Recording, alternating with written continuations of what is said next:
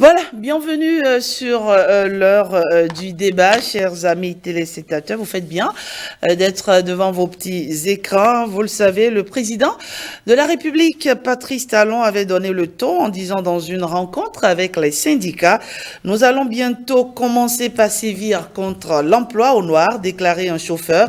Par exemple, c'est lui garantir un jour une pension de retraite, avait conclu le président de la République. Après cette déclaration, il faut dire que plus rien jusqu'à la publication de ce communiqué donc de la CNSS qui l'impose à tout employeur désormais. Eh bien, de quoi tout cela retourne, on va en parler avec mes invités sur ce plateau. Ils sont au nombre de 3. Kentosu Goyi, bonjour. Bonjour Madame la journaliste. Vous êtes sociologue, anthropologue, analyste, comme j'aime bien le dire, des faits sociétaux et culturels. Merci de nous apporter ce regard-là sur le plateau. Merci à vous. Alors, juste à côté de vous, nous avons Dégué Amavi. Bonjour. Bonjour Madame la journaliste. Vous êtes secrétaire général du Syntrad, le syndicat national des travailleurs et travailleuses domestiques du Bénin. Bien sûr. J'avoue que je n'en avais pas connaissance. Moi, je le découvre et j'imagine que beaucoup de téléspectateurs aussi découvrent qu'un tel syndicat existe. Ça existe depuis quand déjà? Depuis 2009. Depuis 2009. D'accord. Vous allez nous parler de tout cela dans un instant. Puis un troisième invité, Raoul Arwango. Bonjour. Bonjour Madame la journaliste. Vous êtes, vous, juriste de formation en droit de travail et de la sécurité. Voilà, merci d'être sur ce plateau pour nous apporter quelques éléments sur ce que dit la sécurité sociale par rapport à aux déclarations, bien sûr, des personnels domestiques. Messieurs, Merci bonjour. Bonjour. Bonjour. Alors déjà, j'ai bien envie de vous poser la question à vous, monsieur le sociologue. Qu'est-ce que vous pensez de cette décision qui fait désormais obligation aux employeurs de déclarer leur personnel domestique? Merci à vous.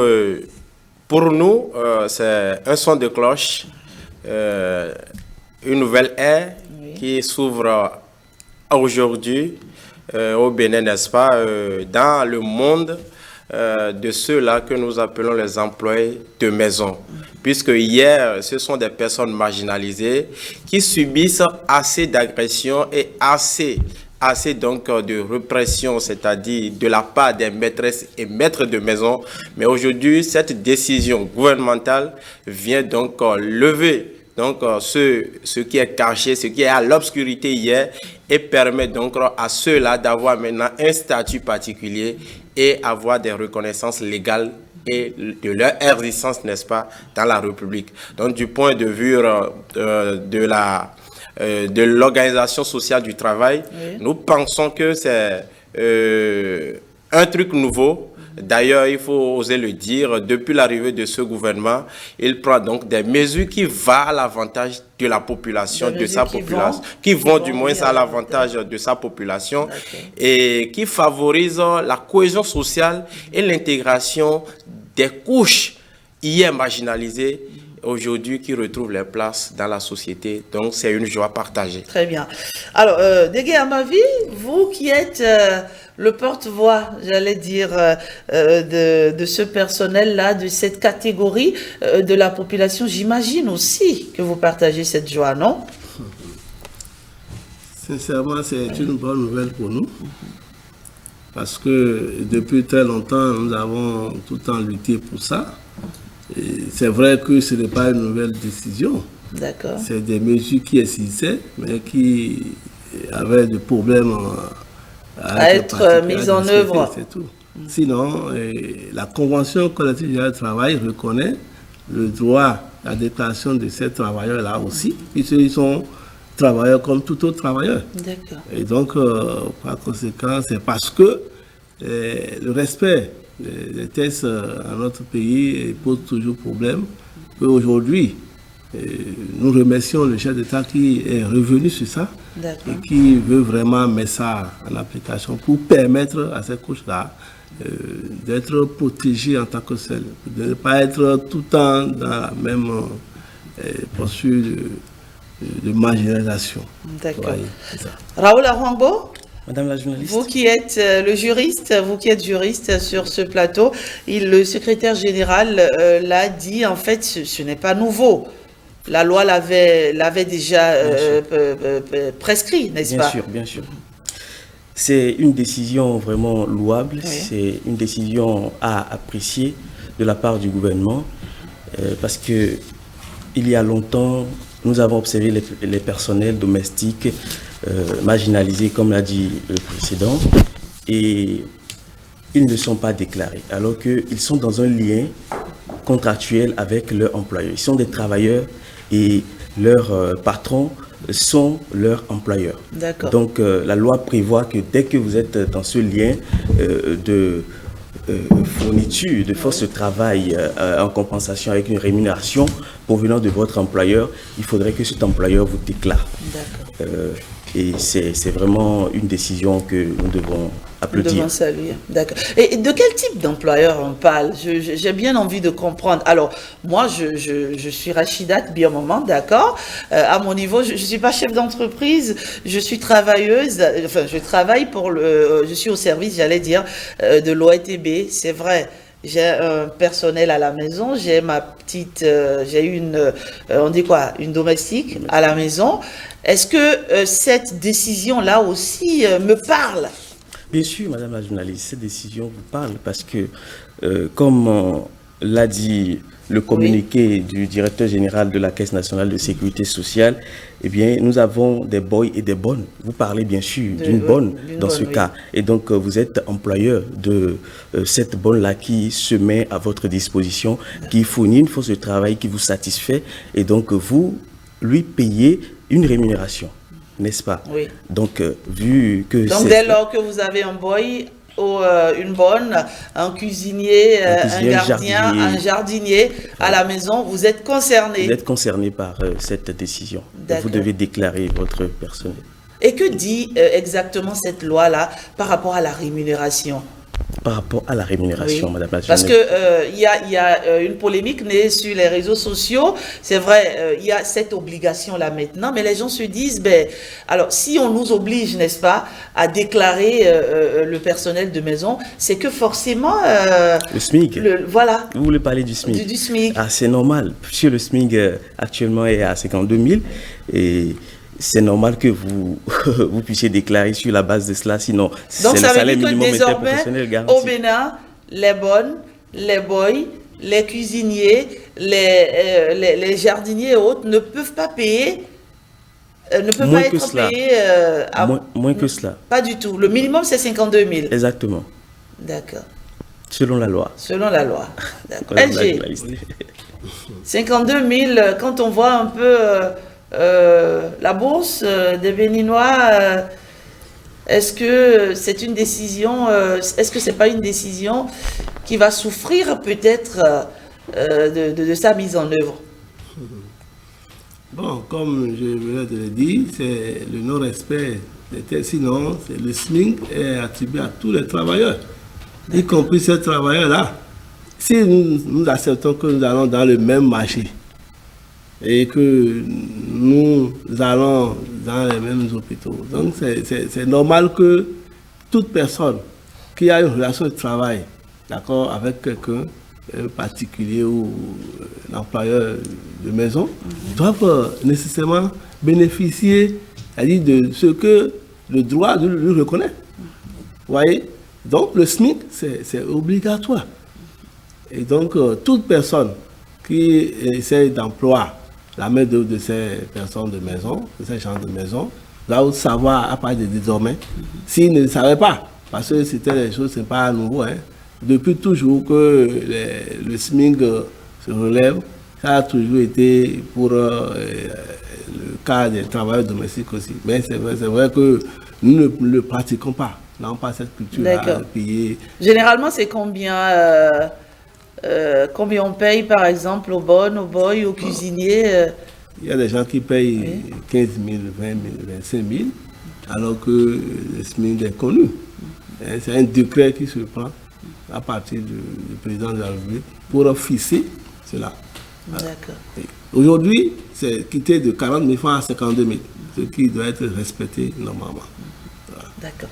Alors, monsieur le sociologue, est-ce que notre société est prête, à l'heure où nous parlons là, est-ce que notre société est prête à accepter ce changement-là, parce que, on le dit, les salaires au Bénin, ce n'est pas encore ça. Même le président de la République l'a reconnu, ce n'est pas encore ça. Alors, si on doit maintenant payer 52 000, c'est pas rien, c'est quand même énorme. Est-ce que notre société est prête à intégrer ça? Je pense que nous allons aborder cela sur deux volets. D'accord. Le premier volet concerne ceux qui sont en contrat avec l'État. Je pense que c'est à ce niveau la rigueur sera de mise. Parce que eux déjà, ils sont des fonctionnaires, ils perçoivent et on connaît déjà à peu près, parce que ce sont des gens d'abord, les fonctionnaires d'État, à qui l'État permet, n'est-ce pas, de déclarer tout ce qui est leurs employés de maison, c'est-à-dire chauffeurs, bornes, etc., etc. Ça veut dire que l'État alloue déjà des primes sur leur salaire pour leur favoriser ces démembrements. Oui, naturellement, on voit les fiches de paye, on voit tout ce qui est associé. Ça veut dire que à ce niveau, le travail a été déjà fait et je pense que la décision gouvernementale va à ces personnes-là d'abord. Aux fonctionnaires de l'État. Parce que notre société est habituée à une chose. Le secteur privé ne respecte jamais le SMIC. Et je pense que c'est à ce niveau, j'appelle maintenant, j'implore l'indulgence du gouvernement à taper. Pour que l'homme du privé qui recrute un employé puisse respecter au moins le SMIC national. C'est important. Parce que, tel que l'a dit le SG, le secteur privé n'a jamais dépassé 30 000 francs pour un employé. Il part de 15 000 à 30 000 au plus. Pour le personnel ceux du secteur privé. Oui, ceux du secteur de façon générale. Mais quand on vient à l'employé de maison, qui est une personne qui s'occupe de la propriété de tout ce qui est cadre physique et de la maison, du nettoyage, de l'entretien jusqu'aux enfants, je pense que la majorité de ceux-là qui emploient les employés de maison, c'est les fonctionnaires de l'État. Puisque l'homme du secteur privé qui n'a pas encore un salaire fixe ne s'engage pas dans ces choses. Donc, la décision va à l'endroit de ces fonctionnaires de l'État qui ont des employés de maison et qui, n'est-ce pas, ne respectent pas le SMIC national du point de vue et ne respectent pas hier les droits de ces employés de maison. Donc, la décision est venue sécuriser ces employés de maison pour leur garantir, d'autre part, une retraite. C'est ce que j'ai vu. Parce qu'à la Caisse nationale de sécurité sociale, à partir de leur salaire, ils ont droit à des cotisations comme tout fonctionnaire et ça va leur permettre d'assurer leur après-fonction. Très bien. Voilà, donc ça rentre dans un cadre de recrutement reconnu et corrige, n'est-ce pas, le sous-emploi dont souffre notre pays. Très bien.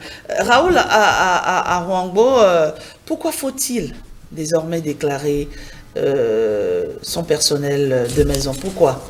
Oui, il faut déclarer son personnel de maison, évidemment, parce que vous savez, le travailleur travaille pas pour souffrir, mais pour également bénéficier d'un instant de bonheur pendant son activité professionnelle et aussi après. Parce que vous savez, lorsque nous sommes travailleurs, nous sommes forcément soumis à des risques dans le domaine dans lequel nous exerçons. Et donc, il y a par exemple les risques d'accident de travail, il y a les maladies professionnelles, il y a les allocations aussi familiales que nous devons. Donc celui qui est travailleur a aussi une vie. Et donc si l'on déclare les personnels de maison qui ont également une vie, c'est pour assurer quand même leur intégration professionnelle, leur, en tout cas bonheur, pendant ce temps qu'ils sont à notre service et aussi après. Parce donc que ils ont droit finalement à la retraite après. Bien sûr, puisqu'ils vieillissent. On cotise pour eux, oui. Voilà, puisqu'ils vieillissent et le temps passe, vous savez, et lorsque vous ne remplissez pas les conditions énumérées par la loi pour bénéficier, par exemple, d'une pension de retraite, vous ne l'avez pas. Et donc, la loi, l'une des conditions, c'est qu'il faut avoir 180 mois d'assurance effective. Et donc, s'il manque un seul mois de cotisation effective, c'est que vous n'avez pas droit à la pension. Vous constatez bien avec moi, madame la journaliste. Donc, c'est important de déclarer ces gens-là parce qu'ils font parfois 5 ans, parfois 6 ans, parfois 10 ans. Et donc, c'est leur vie qui passe ainsi. Et après. Alors, désormais, ce sera quoi? Dès lors qu'on veut engager, on va utiliser le mot maintenant, recruter, c'est un recrutement désormais. Alors donc, pour avoir un boy, une bonne, un gardien, on signe un contrat de travail, c'est bien cela? Bien sûr, c'est possible. On peut signer un contrat de travail parce qu'il a des charges et vous avez une autorité, parce que là vous avez la direction, l'autorité sur lui. Donc, il est à votre disposition. Donc, il faudrait que vos obligations puissiez les remplir et que cette personne-là également puisse remplir ses obligations. Donc, c'est un peu cela, madame la journaliste. Très bien. Alors, Dégué, à ma vie, vous, en tout cas, vous êtes content, vous êtes heureux.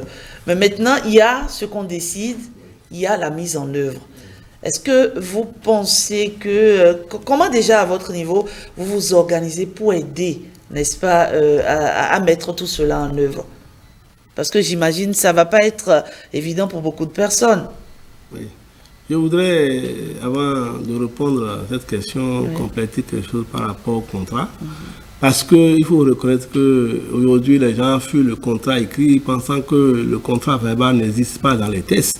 Donc, qu'ils veulent ou pas, ils prennent un contrat écrit ou bien un accord parti pas écrit ou pas, et qu'ils savent déjà qu'ils sont dans un contrat de travail. Et en son temps, ils vont répondre à toutes les obligations. Maintenant, revenant à la faisabilité, je pense que chacun jouera son rôle. La caisse qui a sorti le communiqué doit jouer son rôle parce que c'est là aussi la question.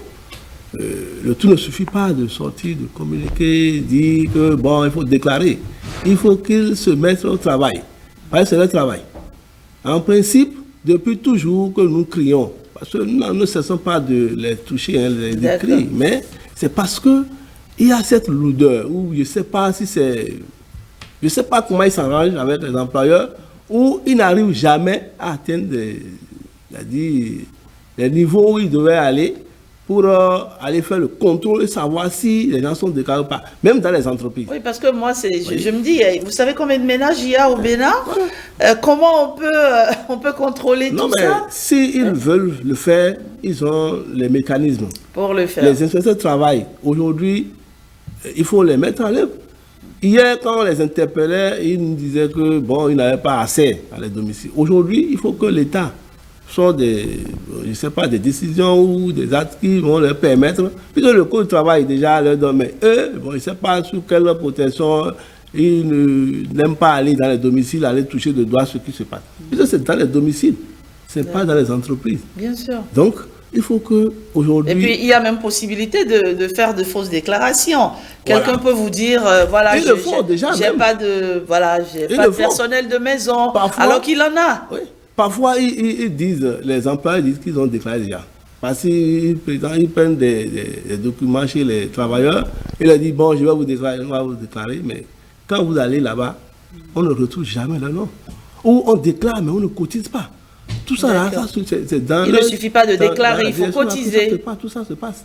Donc, il faut que désormais, chacun joue son rôle pour permettre à la décision d'être. Nous allons continuer par sensibiliser les nôtres et continuer même pas à travailler avec les employeurs, les sensibilisants, leur toucher du doigt, leur dire les risques et les conséquences qui vont suivre ça après, leur montrer, c'est-à-dire le bien fondé pour les accompagner à le faire. Ce que nous avons l'habitude de faire depuis.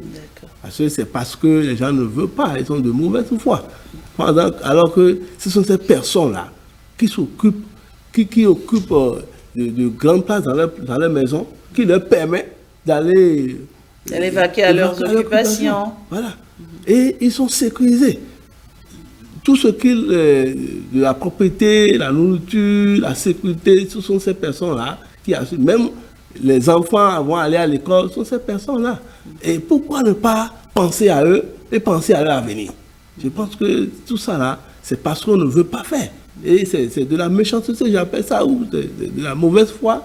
Donc désormais, il faut que on puisse changer. Même si on n'avait pas le comportement, la culture de le faire, qu'aujourd'hui ça rentre dans nos habitudes, il faut que nous pensons un peu à nos frères, nos enfants, nos soeurs qui sont dans ce secteur-là. D'accord. Il y a des employeurs qui le faisaient, non? Oui, il y a les expatriés qui essayent de faire quelque chose, mais même nos employeurs d'ici aussi le font, mais pas beaucoup. Pas beaucoup. Oui. D'accord. Est-ce que Raoul Arango, vous pensez aussi que c'est de la mauvaise foi? Il a parlé de mauvaise foi tout à l'heure. Oui, c'est vrai, c'est de la mauvaise foi, mais je voudrais d'abord rebondir sur l'aspect de la faisabilité. Tantôt, le SG disait que il faut que la Caisse nationale de sécurité sociale puisse se mettre au travail. Je veux bien dire que cela se fait. Il y a un personnel, ils sont des contrôleurs, contrôleurs employeurs à la CNSS, et puis ils se chargent d'aller sur le terrain pour aller faire ces constats et pour également distribuer les avis de débit pour redresser les employeurs entre griffes, je ne vais pas dire indélicats, mais qui ne cessent de se cacher tout le temps pour ne pas déclarer leur personnel. Et donc ils font ce travail, et aussi il faut informer les travailleurs qu'ils ont le droit d'aller demander une attestation d'affiliation et d'immatriculation à la CNSS.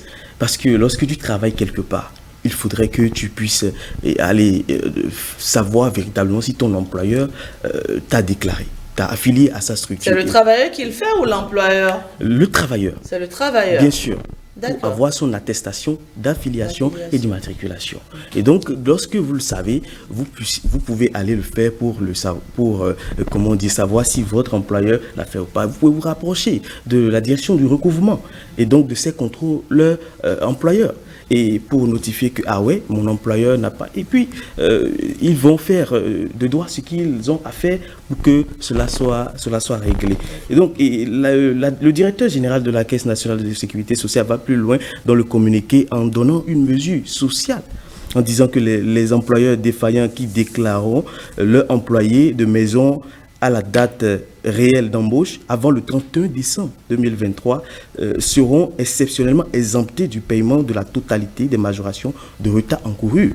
Parce que lorsque vous êtes employeur et vous avez un délai pour payer les cotisations, et donc dès que vous ne le faites pas, passer ce délai, il y a donc des majorations de retard. Il y a une remise donc là. Tout ça, c'est pour inciter les gens à venir pour vraiment déclarer leur personnel de maison. Et ça y va. Donc sinon, après cela, les majorations seront à la porte. Alors, puisque désormais il y a contrat de travail entre les employeurs et le personnel de maison, c'est qu'il y a d'horaire, il faut respecter un horaire de travail, n'est-ce pas? Bien sûr, il faut respecter un horaire de travail, et là je pense que ça fait partie de la faisabilité de la chose, des difficultés qu'on peut rencontrer, parce que là, nous avons des travailleurs de nuit, hein, nous avons des travailleurs de jour également. Il y en a qui sont là à plein temps. Il y en a qui sont là et qui nous accompagnent, on va dire, toute la vie. Également, voilà, donc la loi a prévu tout ça, donc il faut maintenant aller au test,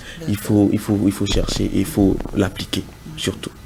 Dégué Amavi, parlons-en des conditions de travail de cette couche de la population. Vous l'avez dit, à l'entame, elle est marginalisée, cette couche de la population.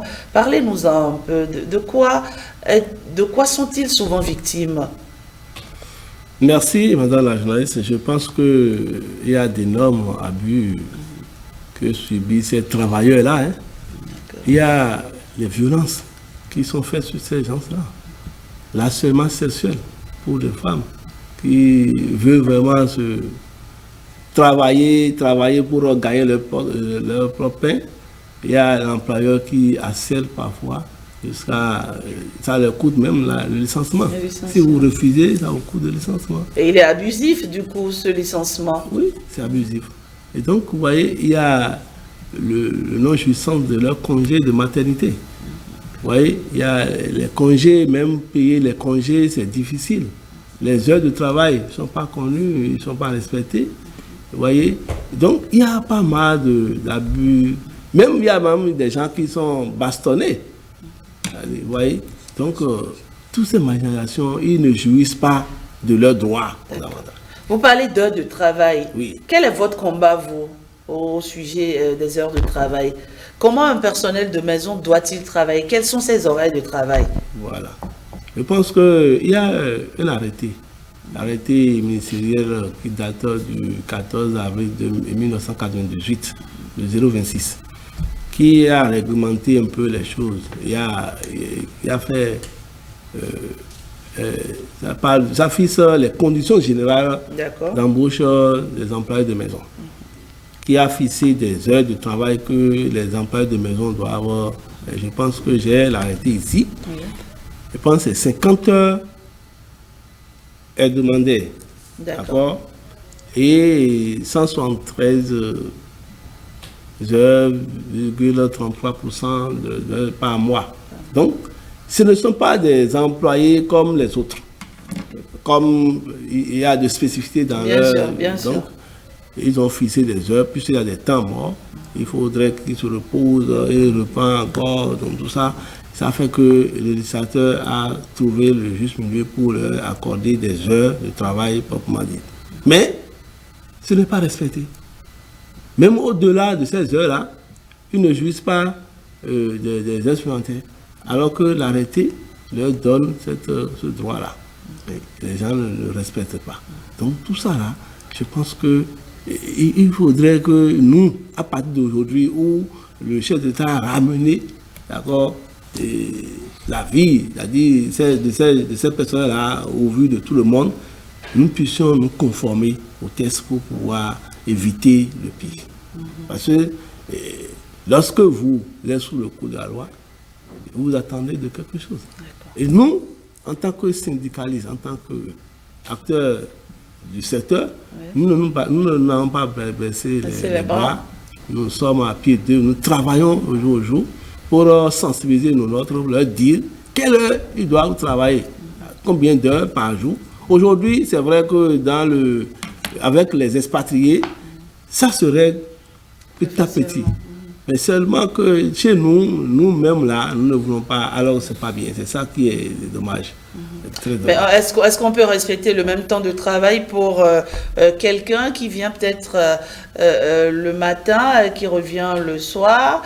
Est-ce qu'on peut respecter le même temps de travail que quelqu'un qui vit avec vous, par exemple, au quotidien? C'est surtout ceux qui vivent avec vous là, qui subissent le grand... le grand dommage. Parce qu'ils sont là, à plein temps. L'employeur peut sortir à quelle heure il veut.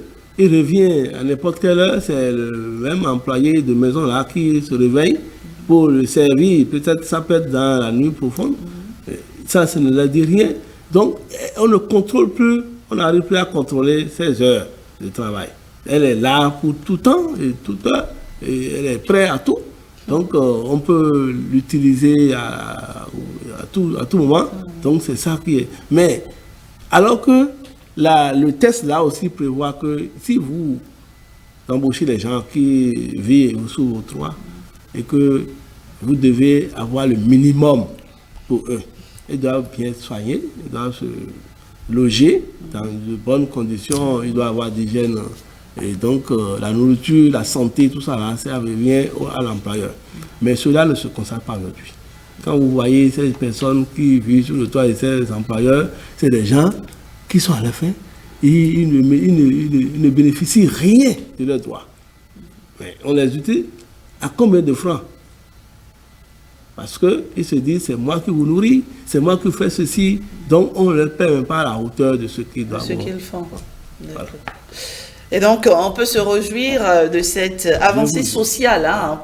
On peut vraiment s'en réjouir puisque pour la première fois, vous l'avez dit, ça existait, mais on n'y a jamais pensé. Pour la première fois, le débat est ouvert et je pense que ça ira jusqu'au bout, forcément, n'est-ce pas? Oui, ça ira jusqu'au bout, forcément. Mais l'autre aspect que moi je vois de la chose, ce que vient corriger cette décision, c'est le travail domestique des enfants. Puisque on a constaté que les domestiques ou les travailleurs ou ces employés de maison sont en majorité des mineurs. Beaucoup préfèrent des mineurs parce que ce sont des personnes vulnérables qu'on peut manipuler, torturer sans retour. Torturer, c'est pas fort. Hein? Ah bon, oui, mais il faut savoir employer les mots parce qu'on voit les conditions dans lesquelles ces employeurs, n'est-ce pas, mettent... Certains employeurs, pas tous. Voilà, certains, voilà, évidemment, mettent donc ces enfants. Donc aujourd'hui, avec cette décision, on ne peut pas aller déclarer quand même un emploi de maison qui a moins de 18 ans. Non.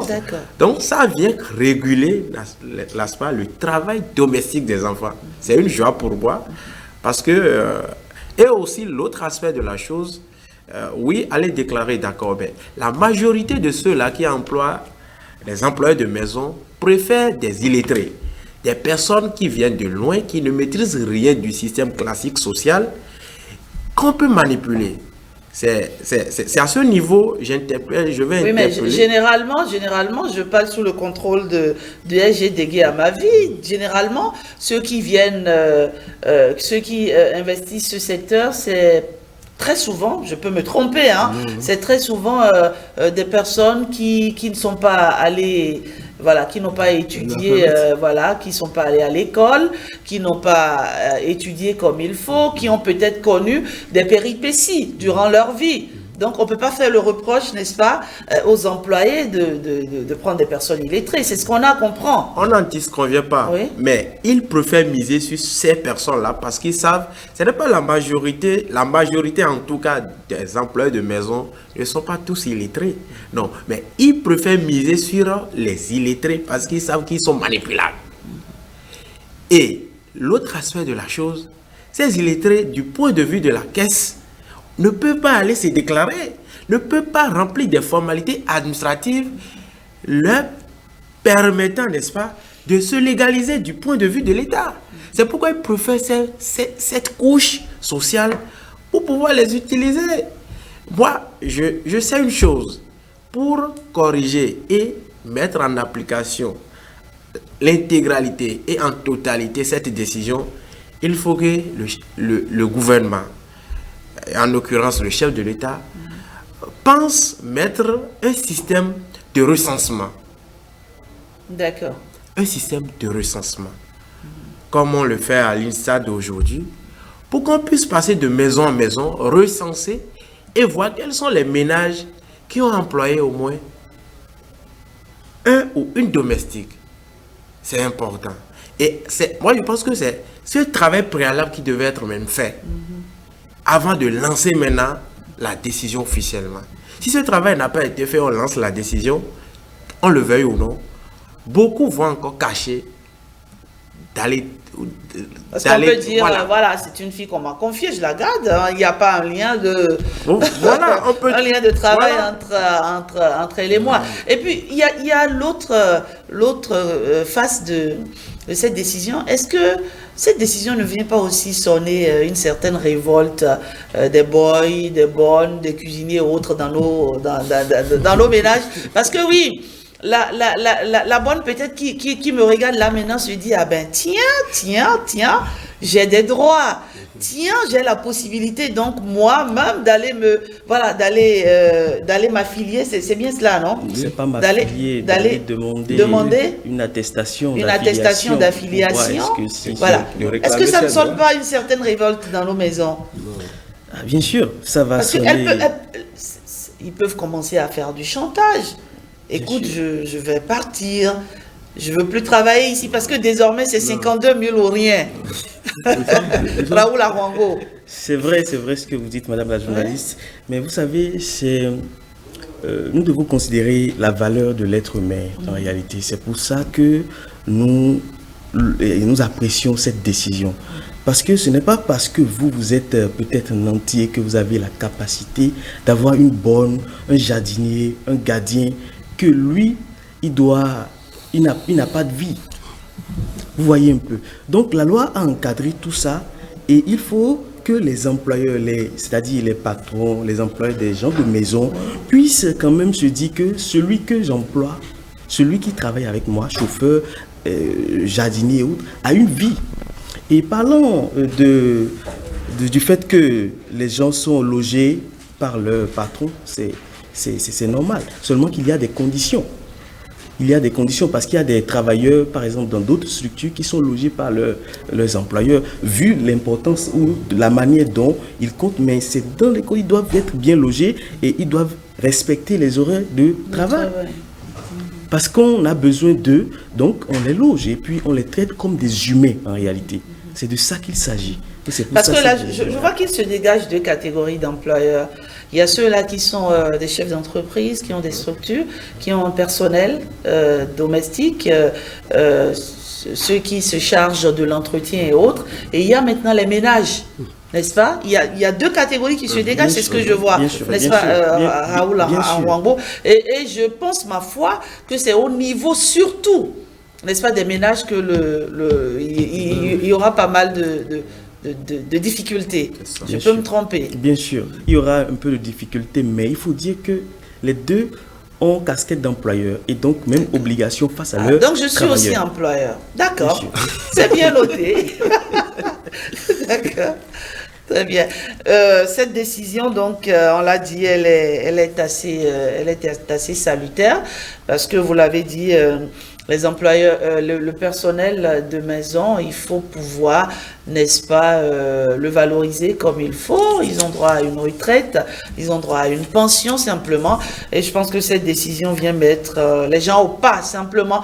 On va voir ce que pensent les internautes de cette décision-là. On leur a posé une question depuis ce matin. Que pensez-vous de l'obligation faite désormais aux employeurs de déclarer leurs domestiques, gardiens et autres?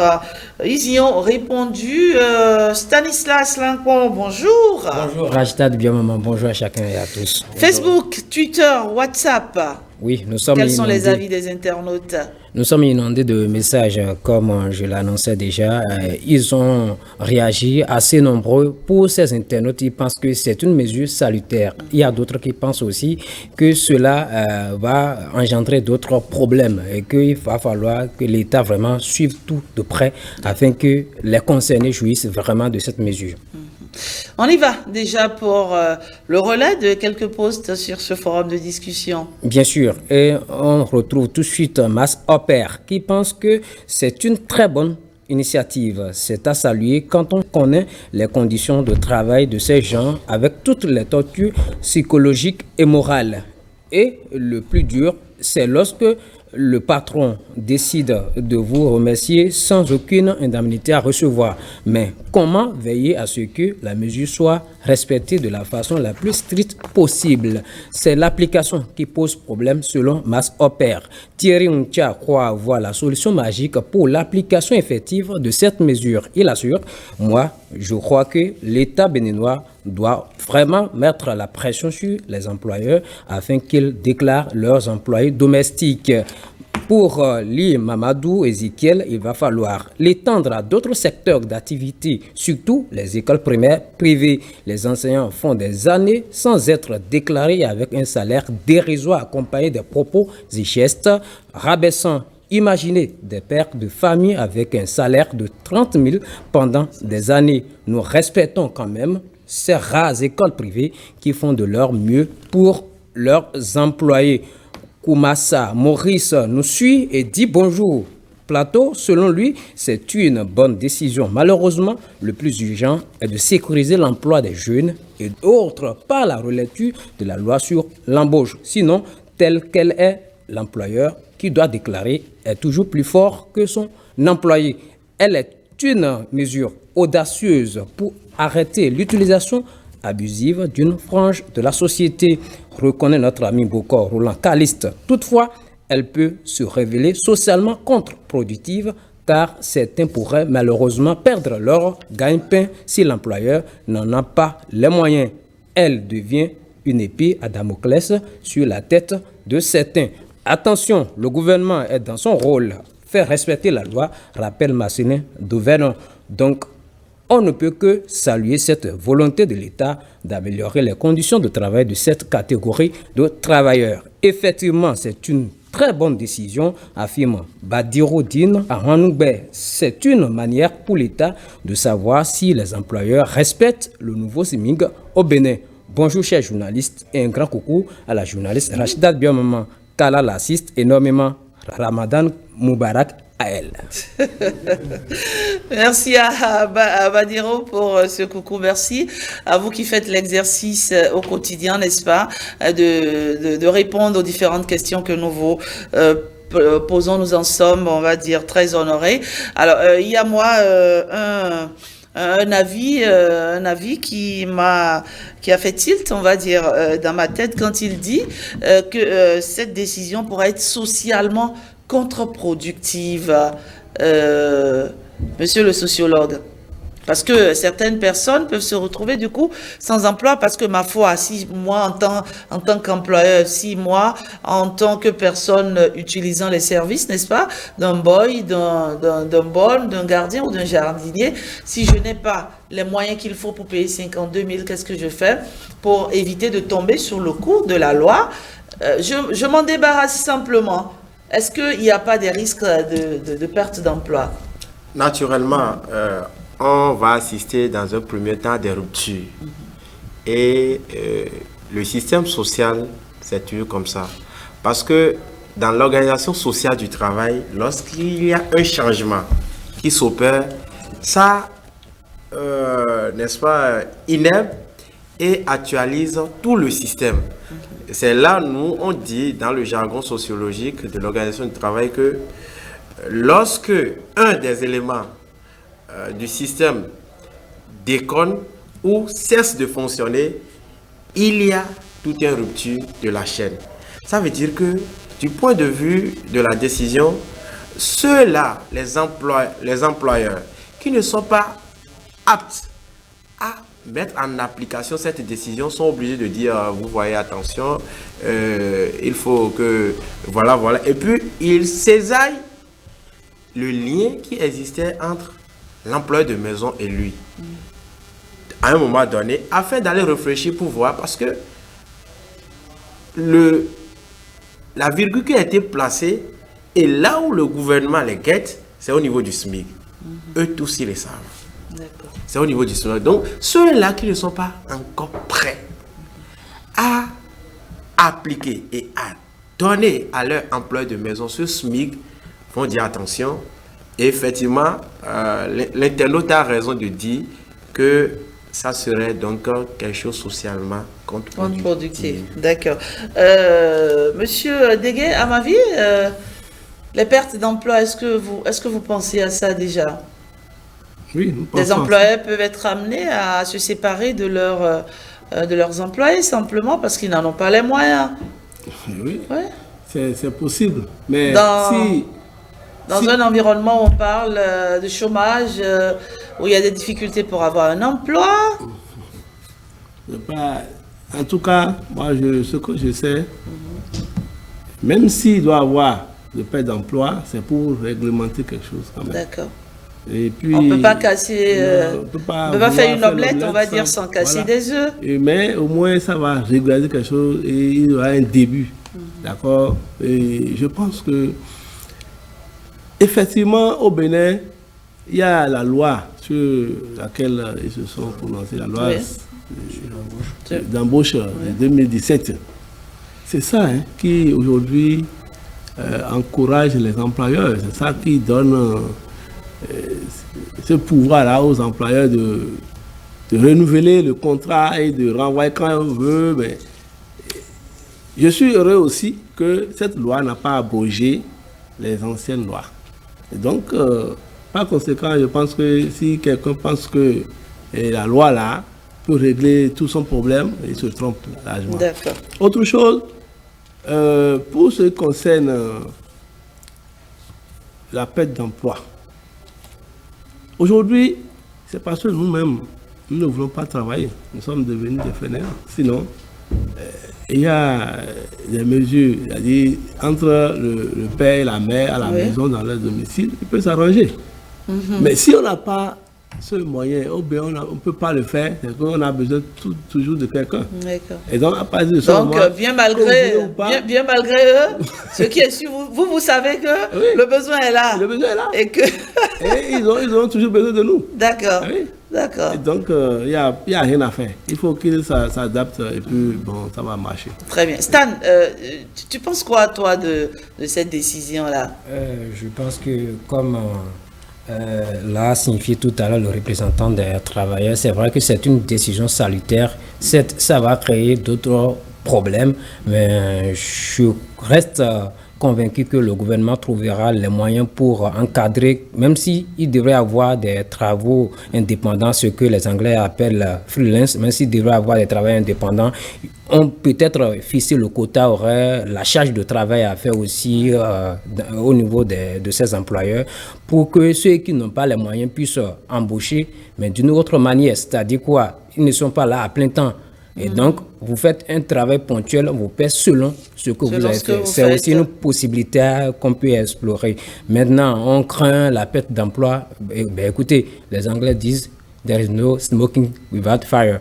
Il n'y a pas de fumée sans feu. Donc, on ne peut pas vouloir construire des routes sans avoir barré la route. Donc, il faut barrer d'abord avant de construire là où il n'y avait pas de voie. Donc, si cela créait des difficultés à certains, écoute, c'est pour harmoniser les choses, c'est pour changer ce qui doit être changé. Parce qu'ils sont des travailleurs. Vous avez suivi les internautes. Ils sont pleins à dénoncer le fait des tortures psychologiques. Il faut dire qu'il y a souvent beaucoup de maltraitance. Voilà. Et pourtant, ce personnel-là, l'État est dans son ils nous font un bien fou, faut le dire. C'est grâce à ce personnel de la maison qu'on peut se lever, venir au boulot à 6h du matin, qu'on sait que les enfants vont à l'école, d'accord, et ils ont besoin qu'on les respecte davantage. Ils ont besoin de travailler aussi dans un environnement assez sécurisé. Mais là, j'ai reçu un message d'un internaute, Isaac Yekon, qui me dit ceci: bonjour le plateau, pour ce sujet, c'est une décision salutaire, mais il faut dire que déjà dans nos maisons, les domestiques commencent à nous causer des problèmes. Bon, Raoul Arwambo, parce que oui, quand c'est comme ça, vous savez, il y a, comme on dit, hein, peut-être, même si ces personnes sont illettrées, ou même si elles ne sont pas allées à l'école comme il faut, il y a le bouche à oreille. Oui. Il y a des gens qui leur disent, tiens, est-ce que tu as appris que si? Est-ce que tu as appris que ça? Et donc, forcément, à la maison, si elle n'a pas une voix autorisée, si elle n'a pas, si elle n'arrive pas à le dire à sa patronne ou à son patron, comment elles font souvent? Elles commencent à bouder. Hommes et femmes, ça commence à bouder, ça ne fait pas le travail correctement, d'accord, ça vous regarde bizarrement, et souvent, vous savez, ce personnel-là, il sait comment il faut faire pour mettre le patron en rogne. Alors, je le disais tout à l'heure, il y a des risques de révolte dans les maisons, mais comment on va gérer tout ça, Raoul Arwango? Vous savez, les employeurs, les patrons en question ne doivent pas avoir peur de cette loi, s'ils sont de bonne foi. Parce que la loi existait, ce n'était pas appliqué. Maintenant, on a décidé de l'appliquer. Donc, qu'est-ce qu'il faut faire? Est-ce que j'ai les moyens? Parce que celui que j'ai employé, c'est quand même une personne qui a des droits, qui a une valeur également humaine. Et donc, je dois me mettre au pas, simplement. C'est ce qu'il faut se dire et voir dans quelle mesure appliquer cette loi. Au lieu de vouloir renvoyer ou licencier celui-là que vous avez tout le temps, utilisé pour vos différentes, vos différentes tâches à la maison. Donc, vous voyez. Donc, il faut pas tout de suite penser à la perte d'emploi. Il faut inviter les employeurs, les patrons à vraiment... Parce qu'on dit qu'il ne faut pas vivre au-delà ou au-dessus de ses moyens, dit-on. Donc, si vous n'avez pas la capacité, vous ne pouvez pas prendre. Faut pas se voiler la face. Voiler la face. Moi, par exemple, j'ai pas de domestique, j'ai pas de gens de maison parce que déjà mon salaire ne me permet pas d'avoir un genre de maison. Donc, il y a des tâches que j'exécute moi-même à la maison. Il y a des choses que je fais. Donc, il faut vraiment essayer. Ma vie est très heureux. Hein, quand ce que vous dites là, ça le ravit. Je le vois. Oui, pardon? Qui veut n'est pas employeur. Il faut en avoir les moyens. Et j'ai le sentiment, quand je lis un peu la démarche du gouvernement, il y a une suite logique. Il y a une suite logique dans tout ce que le gouvernement fait. D'abord, on a commencé par revaloriser les salaires. Ensuite, on vous dit, ben, écoutez, tenez, voilà. Dans ce que vous avez eu là, il faut donner un peu aussi à votre personnel de maison. C'est un principe de redistribution des biens. Voilà. Vous avez gagné un peu chez l'État, il faut répartir ça pour que ceux qui collaborent avec vous, ceux qui travaillent avec vous puissent en jouir. En fait, c'est tout à fait normal. Comme l'a dit votre invité tout à l'heure, ou notre invité, c'est pas qui veut qui embauche, qui emploie un genre de maison. C'est parce que vous en avez les moyens. Et si vous voulez faire de m'as-tu-vu, je suis là, je suis fonctionnaire, et que vous n'avez pas les moyens, il faut s'abstenir. Il ne sert à rien de vouloir projeter l'image que vous n'êtes, que vous n'avez pas de vous. Il ne faut pas fabriquer une autre personnalité de vous.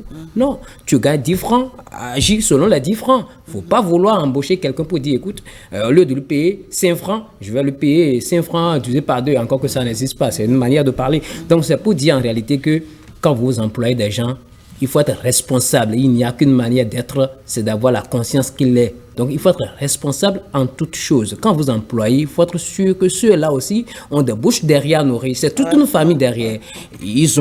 On est en Afrique, on a une famille très élargie.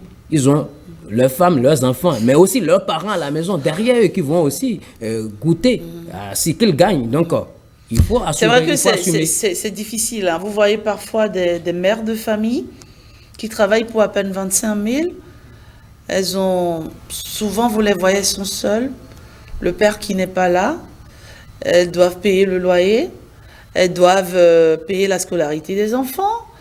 Elles doivent subvenir aux besoins quotidiens des enfants. C'est franchement pas aisé. Et je pense que cette décision vient replacer chacun face à ses responsabilités. J'aime bien cette formule qui veut que n'importe qui ne peut pas être employeur. Vous êtes employé si vous en avez les moyens. Dégué à ma vie, c'est déjà la fin de ce forum de discussion. J'imagine qu'il y a vos pères, il y a des bonnes, des boys, des gardiens. J'aime pas ce mot domestique. Je l'aime pas. Je le trouve assez péjoratif personnellement. Alors, quel mot, quel message vous avez envoyé à ceux qui nous regardent, autant aux employeurs qu'au personnel de maison? Merci, madame la journaliste. Je pense que, avant d'y arriver, je voudrais dire que cette mesure, quelque part, protège aussi les employeurs. Parce que quand vous embauchez quelqu'un dans votre maison et que quelque chose lui arrivait sans que vous ne le déclarez, c'est un risque que vous avez couru.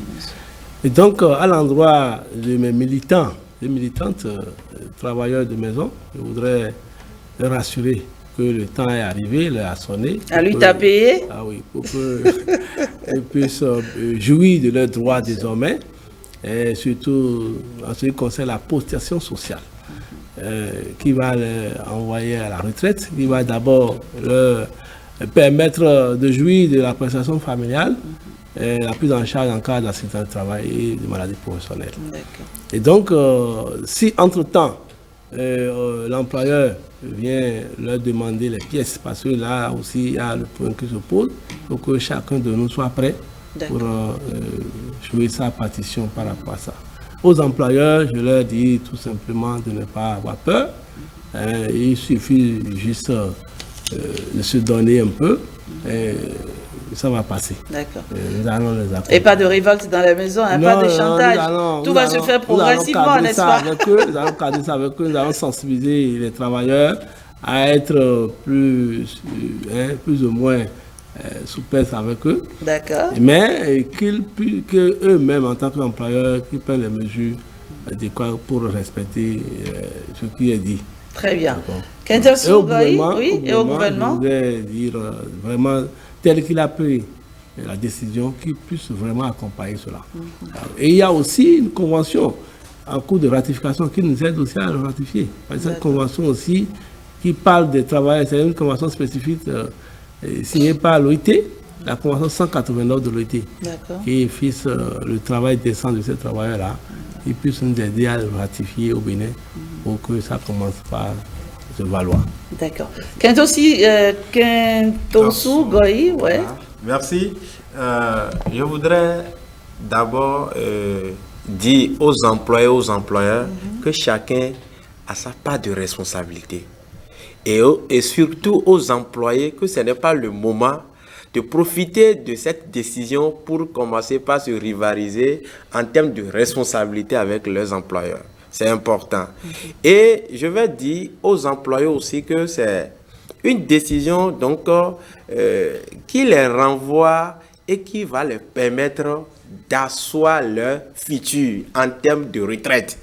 Parce que la loi numéro 98-019 portant Code de sécurité sociale en République du Bénin, dans son chapitre 2, a précisé comment ça va se passer. Il ne faudrait pas qu'ils pensent que c'est un système que l'État a mis en place pour piller du peu qu'ils gagnent. Non, c'est une manière de leur favoriser un futur après ce travail qu'ils font. Et aux travailleurs, et je dis, et aux employeurs, je leur dire que ce n'est pas pour quand même leur mettre dans des pressions ou bien dans des répressions de sécurité sociale. Non, c'est afin de favoriser le travail social, la collaboration, la sociabilité des uns et des autres, dans le respect des normes que nous sommes prescrites, que l'État donc a pensé et a dit attention, il faut qu'on corrige quelque chose. Si hier, il y a augmentation de salaire, il faudrait que ceux qui vous entourent aussi en bénéficient. Et mon cher ami tout à l'heure vient de le souligner. Donc c'est très important et nous remercions le gouvernement encore une fois qui ose souvent donc, faire le confort que nous devons respecter. Parce que ce sont des conforts préalables qui ne se respectent pas, qui ne se respectaient du moins pas, mais qui aujourd'hui se respectent grâce à ce gouvernement. On leur dit chapeau et on leur dit de continuer dans cette dynamique pour que toutes les couches sociales, avec les normes qu'il y avait en vigueur, puissent retrouver leur blason pour la paix et la cohésion sociale des Béninoises et des Béninois. Raoul Arango. Merci Madame la journaliste. Moi je dirais aux employeurs d'avoir la patience, de se calmer et de savoir qu'il n'y a pas péril en la demeure d'abord. Et je les envoie vers la Caisse nationale de sécurité sociale pour s'informer, pour mieux s'informer et pour appliquer, ce communiqué-là chez eux. Vous savez, la Caisse nationale de sécurité sociale est une maison qui sauve les vies. C'est pas une maison qui a une épée sur votre tête pour vous tuer. Donc, elle est là pour sauvegarder également votre entreprise, en tout cas tout ce que vous faites pour que les cotisations puissent venir à elle. Donc, elle n'a pas intérêt donc, à vous mettre les bâtons dans les roues. Déjà, il faut le savoir au niveau des employeurs. Concernant les travailleurs, les gens de maison et les travailleurs en général, parce que je les considère comme des travailleurs comme tous les autres, comme moi, et parce que c'est un travail qu'ils font moyennant rémunération. Je leur dis tout simplement, comme l'a dit Confucius, ne vous souciez pas d'être sans emploi, souciez-vous plutôt d'être digne d'un emploi. Donc, sachez que vous avez quelque chose à vendre et faites tout pour que même si votre employeur ou patron a envie de vous licencier, qu'il se dise quand même, vous êtes respectueux, vous savez faire votre travail et vous êtes conscient que vous avez un avenir. Et donc, comme ça, il n'aura pas de choix s'il a les moyens que de vous garder au lieu de commencer par vous révolter. Stan, rapidement, oui. Nous en avons assez parlé ici. Il faut saluer la décision et dire merci au président de la République qui a de l'empathie. Parce que ce n'est pas tout le monde qui l'a en fait. Quand vous en avez, vous vous mettez à la place de l'autre. Et c'est ce que le gouvernement essaie de faire en fait, en se mettant à la place de ceux qui gagnent moins. Alors, si les deux parties, c'est-à-dire le personnel de maison et l'employeur, pouvaient avoir de l'empathie aussi, le problème va être réglé. Parce que si on se met à la place de l'autre, on saura quoi faire pour ne pas offenser l'autre. Donc, les deux parties ont à gagner en appliquant, en observant cette mesure. Merci à vous, messieurs. Faut vraiment louer cette décision. Le personnel, le travail de maison, c'est un métier, on va dire. Bien sûr, il faut le valoriser. Et ils ont aussi droit à une vie décente. Et tout ce qui se fait actuellement participe, n'est-ce pas, à mieux les sécuriser afin qu'ils puissent vivre le plus décemment possible. Merci à vous d'être passé sur ce plateau. Monsieur Goyi, merci. Merci. Vous allez continuer de savourer votre victoire. Allez, merci. Ça se poursuit par ici, 5-6-7 matin. Merci d'être à nos côtés depuis ce matin, chers amis. Téléspectateurs, à présent, c'est l'heure pour nous de voir un peu de l'autre côté des sportifs, qu'est-ce qui se passe. L'actualité sportive, c'est dans un instant avec Blaise Adimpo.